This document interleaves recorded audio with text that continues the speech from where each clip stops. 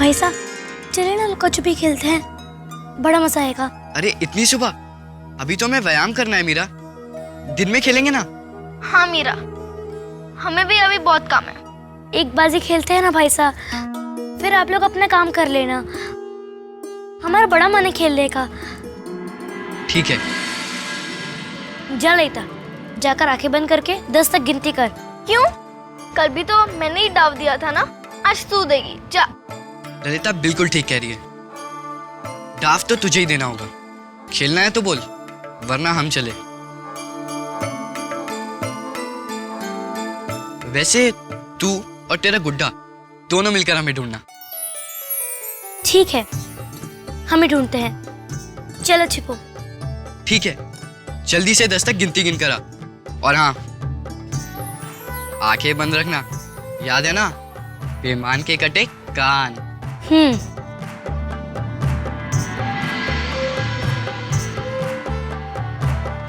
देखा गुड्डे, वो दोनों कितने चालाक हैं।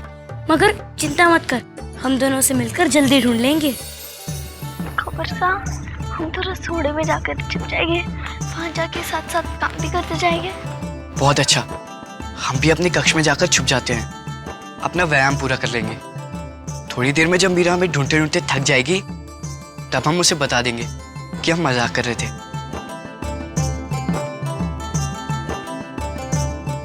6, 7, 8, 9, 10।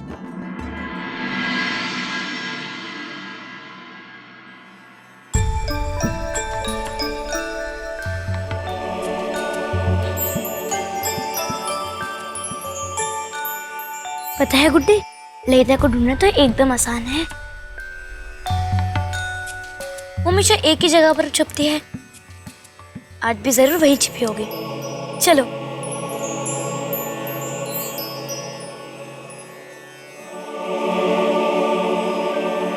ललिता, अरे यहाँ तो नहीं है, लगता है वहां छिपी होगी, उस पेड़ के पीछे।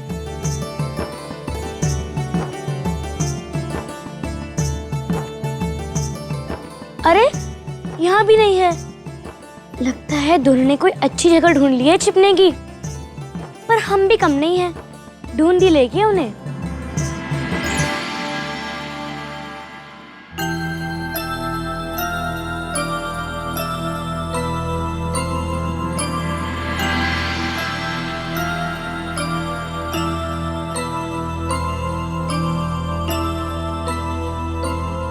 ये निशान देखा गुड्डे, बड़ी चालाकी की उन दोनों ने हमारे साथ।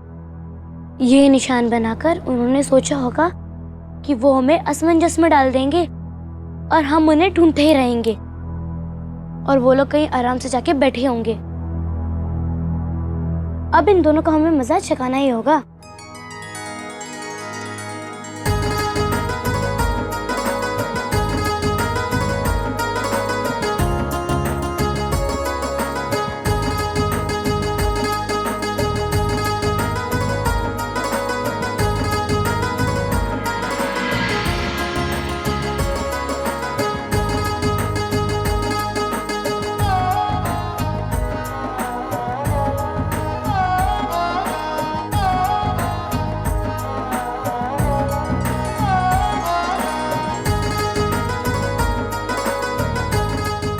बड़ा मजा आएगा।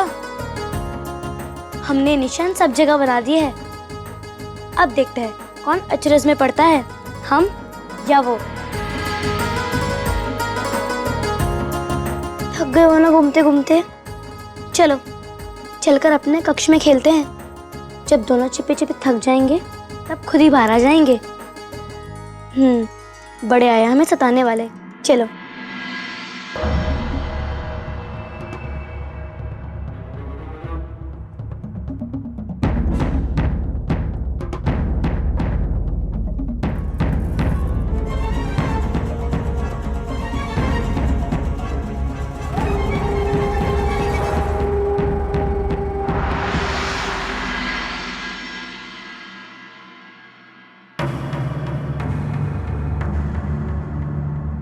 ये क्या है दाई माँ? अरे रानी साहब, ये वही संदेशा है जो राणा जी को मेवाड़ भेजा जाना था। ये आपके पास कैसे आया? ये मत पूछो। और ये है इसकी काट।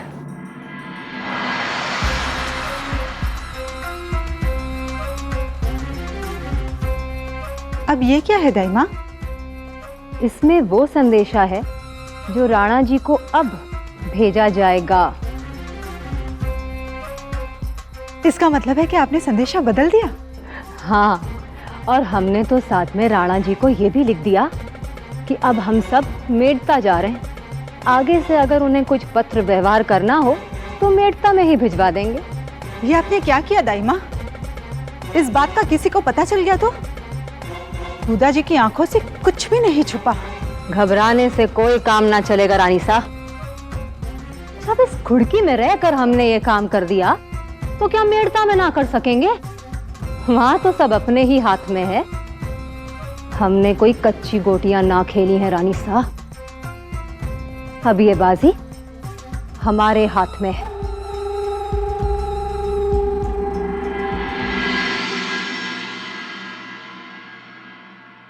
वर्षा, मीरा यहाँ ही थी क्या? नहीं, हमने तो सोचा वो तुम्हारे पास आ गई होगी, लेकिन 4 घंटे हो गए हैं। क्या मीरा हमें अब तक ढूंढ ही रही है? बस बहुत हो गया कुंवर सा। उसे ढूंढकर हमें उसे सब कुछ बता देना चाहिए। कुछ बताने की जरूरत नहीं है, सब कुछ पता है हमें। मीरा, हमें पता ही था कि तुम दोनों हमसे ठिठोली कर रहे हो, और जन्म वैसा अब छिपने की जगह जरूर अपने कक्ष लौट आए होंगे। इसलिए हम भी अपने गुड्डे से खेलने अपने कक्ष चले गए थे। हम सोच रहे थे कि हम तुम्हें मूर्ख बना रहे हैं, पर यहाँ तो तुमने ही हमें मूर्ख बना दिया।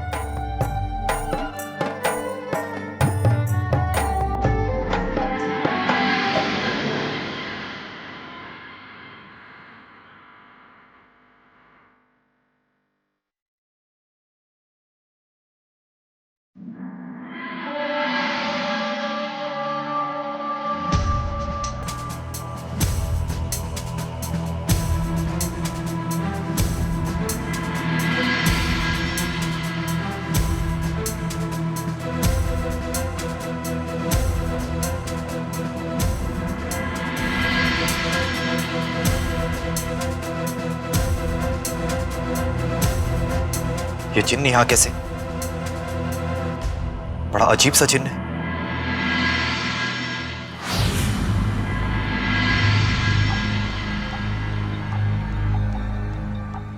यहाँ तो और भी ऐसे चिन्ह हैं।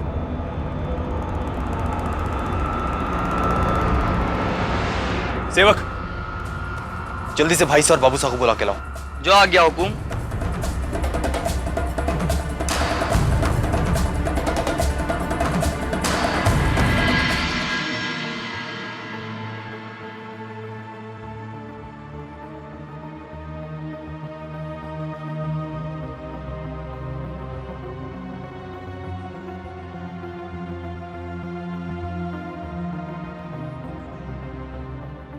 अरे बाबू साहब, क्या हुआ? आप सब लोग इस तरह इतने परेशान क्यों खड़े हैं? जैमल बेटा, ये निशान देख रहे हैं आप? ये निशान बहुत विचित्र हैं। हमें लगता है कि दुश्मन ने गढ़ में घुसकर हमारे महत्वपूर्ण ठिकानों तक पहुंचने के लिए निशान बनाए हैं। नहीं काकुसा, ये निशान तो हमने बनाया है। क्या? मेरा ये निशान तुमने लगाए हैं? पर क्यों? वो बाबू साहब, हम खेल रहे थे। हर वक्त खेल खेल खेल।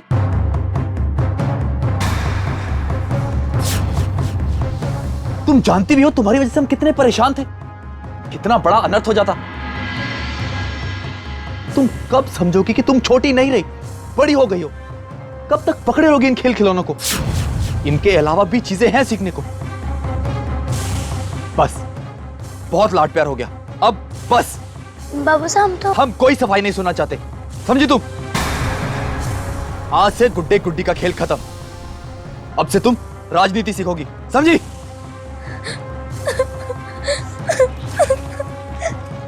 मीरा बेटा, मीरा बेटा रतन, यो के इतना गुस्सा मीरा पे? बेटा वो तो छोटी है, चिरकली। जानता हूं बाबू साहब, मैं जानता हूं कि मैंने मीरा से बहुत कड़े शब्द कहे, पर मैं क्या करूं? एक बाप 100 बेटों को पाल ले, पर एक बेटी को संभालने के लिए उसकी मां की जरूरत होती है।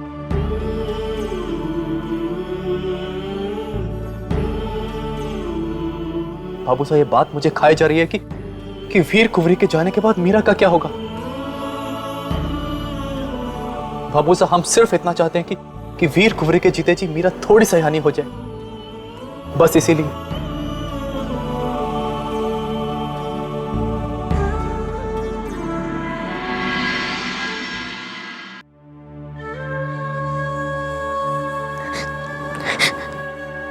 रोना बंद कर दे मीरा। अब तो बोलना ही मत। अब दोनों की वजह से मुझे डांट खानी पड़ी। क्या? हमारी वजह से? और नहीं तो क्या, मुझे चकराने के लिए निशानियां पहले आपने बनाई। मैं तो सिर्फ आपको परेशान करने के लिए आपने जो निशानी बनाई थी उसके सामने और निशानियां बना दी। मगर हमने तो कोई निशानी बनाई ही नहीं। हाँ, अब तो आप यही कहोगे ना, डांट से जो बचना है आपको। मीरा, कुंवर सा सच कह रहे हैं, हमने कोई निशानी नहीं बनाई। जो भी हो, लेकिन डांट तो मुझे ही पड़ेगी ना। मीरा बेटा, लो, अब दादू साहब भी मुझे ही डांटने आ गए। आइए दादू साहब, आप भी डांट लो मुझे। अरे बेटा, आप तुम्हारे हिवड़े की कोर हो, मैं अपनी चड़कली को कैसे डांट सकता हूं? हाँ, बैठो बेटा। मैं तो अपनी लाडो को उसके गुड्डे की कहानी सुनाने आया हूं। हमें नहीं सुननी कोई कहानी वहानी। ठीक है, तो मैं वो कहानी जयमल को और ललिता को सुना देता हूं। आ जाओ बेटा, आ जाओ, हमारे पास हो जाओ। ये क्यों सुनेंगे? गुड्डा मेरा है ना, मैं भी सुनूंगी। अरे मारी चिड़कली, मारी लाडो, मैं आपने तो कहानी सुनाने के लिए आया हूं। बहुत बरस पहले की बात है, मीरा का गुड्डा किशन जी, हमारा श्याम, हमारा गोपाल ब्रिज में रहा करता था, गोकुल में। हर साल गोकुल के लोग देवता की पूजा किया करते थे, इंद्र भगवान की। एक साल जब पूजा का वक्त आया तो किशन जी सारे गांव वालों से बोले कि मैं लोग इंद्र देवता की पूजा क्यों करा, मानो तो गोवर्धन पर्वत की पूजा करनी चाहे। गांव वालों को किशन जी की बात ठीक लगी, तो फिर उन्होंने इंद्र देवता की बजाय गोवर्धन पर्वत की पूजा करना शुरू कर दी। ये बात इंद्र को नहीं जची। इंद्र ने अपने बादलों को हुक्म दिया कि जाओ, सारे के सारे उस गोकुल पे ऐसे बरसो कि तबाही मच जाए। बादल क्या करते, बेचारे सेवक थे, जाके बरसने लग गए। ऐसे बरसे कि गोकुल में तबाही मच गई। सारे के सारे लोग पानी में डूबने लगे, जानवर ढोर ढंकर सब भागने लगे, लोग अपना अपना घर छोड़ के भागने लगे। जब हमारे किशन जी ने यह देखा तो उन्होंने पता है क्या किया बेटा, उन्होंने सारे के सारे गोवर्धन पर्वत को अपनी चिटकी उंगली के ऊपर ऐसे उठा लिया। और जब उन्होंने ऐसे पर्वत को उठाया तो सारे के सारे गांव वाले पर्वत के नीचे चले गए, वहां पे जाके शरण ले ली। फिर क्या था, इंद्र का अहंकार टूट गया और वो किशन जी के पास आया और हाथ जोड़ करके माफी मांगी। तो बेटा, ये थी हमारे मीरा के गुड्डे की कहानी। ये लो। अच्छा, अमल तो सो गया। अच्छा बेटा, एक बात बताओ, यह कहानी सुनकर आपने कहीं शिक्षा मिली? यही कि मारने वाले से बचाने वाला हमेशा बड़ा होता है।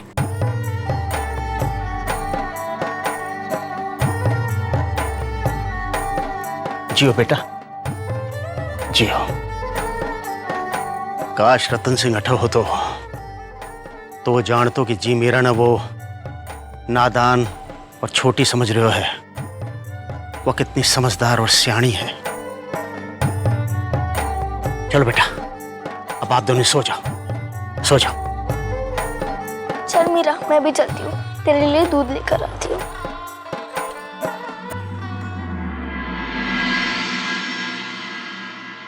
मुझे नहीं पता था कि तुम इतने बलवान हो गुड्डे।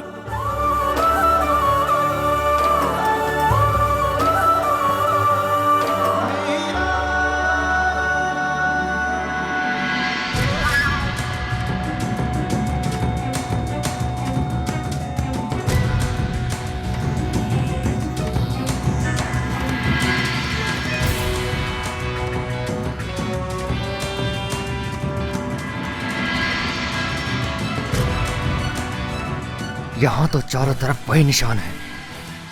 हम राजकक्ष में पहुंचेंगे कैसे? जैसे रहमत खान साहब का फरमान है, हमें आज ही इन सब का कत्ल करके यहाँ से निकलना होगा। चलो।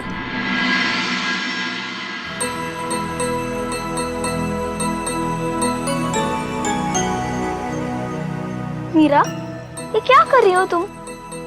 सोने की तैयारी। राजकुमारी हो गए नीचे सोगी? राजकुमारी के साथ साथ जयमल भाईसा की बहन भी तो हूँ। ऊपर जयमल भाईसा सो रहे और उनकी नींद बिगाड़ना नहीं चाहती। और फिर मेरा गुड्डा मेरे पास रहे तो मुझे कहीं भी नींद आ सकती है।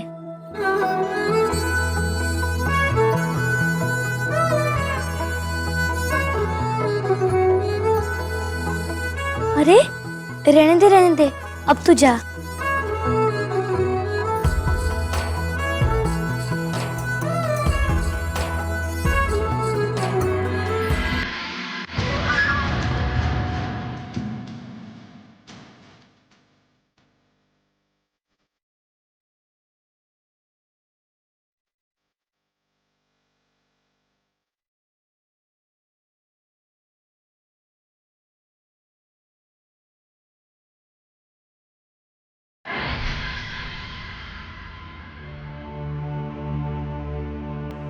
दादू सा कह रहे थे कि तुम भगवान हो, पर ज्यादा खुश मत हो जाना। मैं तुम्हें भगवान कहकर पूजा नहीं करने वाली। तुम दूसरों के लिए भगवान होंगे, पर मेरे लिए मेरे कुत्ते हो, मेरे सुनोची। समझ गए ना? अब चलो, बहुत हो गया। जयमल भाई साहब सो रहे हैं और उनकी नींद बिगड़ जाएगी।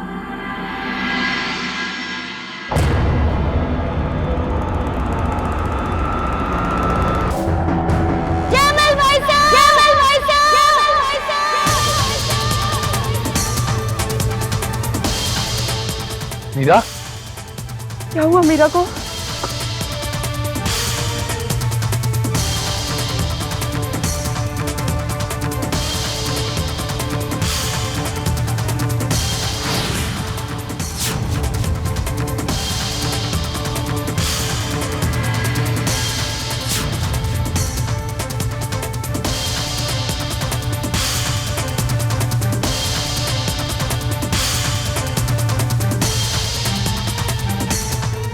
वहां गया वो, पकड़ो उसे।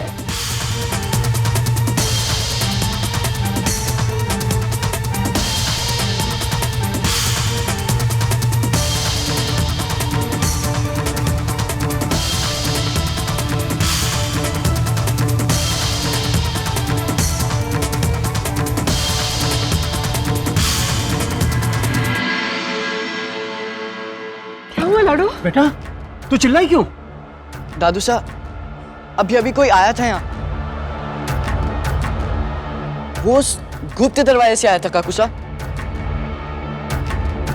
देखिए।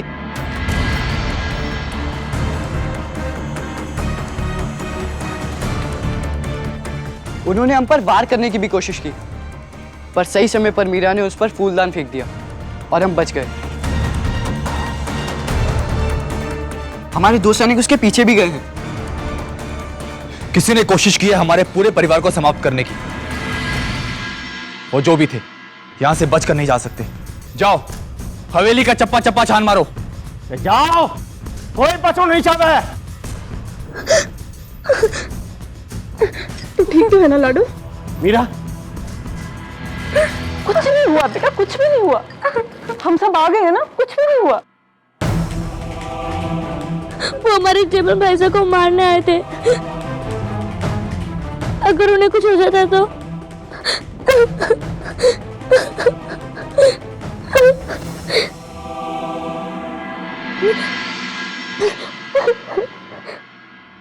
भगवान का शुक्र है कि बच्चों को कुछ नहीं हुआ, वरना जिस तरह का हमला हुआ था किसी के बचने की उम्मीद नहीं थी। रतन, हमारे परिवार ने बचावा के पाछे भगवान के साथ साथ हमारी मीरा को भी घणो बड़ो हाथ है।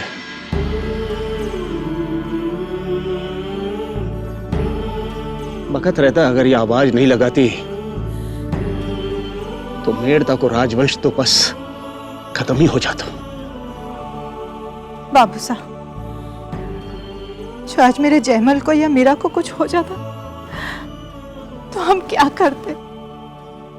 बड़ी बहू, मैं था ना पहले भी कही ही, राजपूता के चाहे बेटो हो या बेटी, कोई कम नहीं हुआ करे। मैंने हमारी मीरा पर घणो लाज। हमने कुछ नहीं किया दादा साहब, ये सब हमारे कुटी की वजह से हुआ है। हम बात कर रहे थे ना अपने गुड्डे से, इसलिए नहीं सोए थे। अगर हमारा गुड्डा नहीं होता तो हम कुछ नहीं कर पाते। इस प्रशंसा का सही अधिकारी हमारा गुड्डा है। हाँ बेटा, थारे गुड्डे की हमारे परिवार पर घनी कृपा बनाए रखो, पढ़ाए राखजो भगवान। देखा, हमारे गुड्डे हो इसलिए सब तुम्हारी तारीफ करते हैं।